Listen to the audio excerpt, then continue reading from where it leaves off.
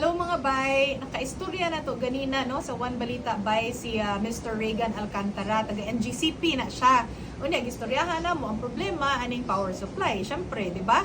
Ang ingon niya starting kuno atong August 1 kay na-notice nila wala naga-supply og kuryente ang mga uban no sa mga dagkong power plants, so kuwang na ang ilang reserba. So dili buot pasabot nga kuwang ang kuryente nga mahadlok na tagmaayo, ang backup lang ang kuwang, ang reserba ang kuwang. Okay, so klaruhon na nato. Unya nasid sila problema sa derated supply capacity.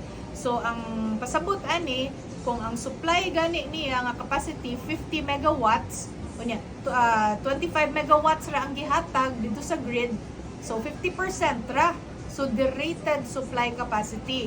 Unya, so dili siya gahatag og sa maximum ba, dili ma-maximize ang iyang capacity. So ang advice nato, dili ta magpatuyang o gamit og kuryente, di ba? Magdaginot ta. So dili kung wa ka diha sa kwarto nya siga ang suga, pawmon ang suga, di ba? Kung naay TV nga gaon, nya way gatan-aw, pawmon sa dato ang TV. Mag-conserve ta ba? Unya usa na lang katong sikihor, no?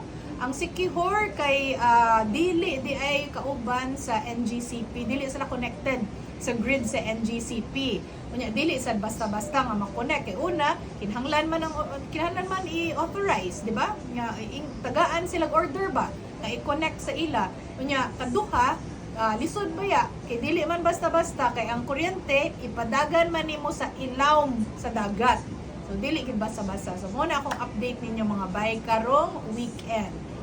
Next weekend na sad ha. 6 to 6:30 PM sa 1PH. Ako si Chicky Verhel.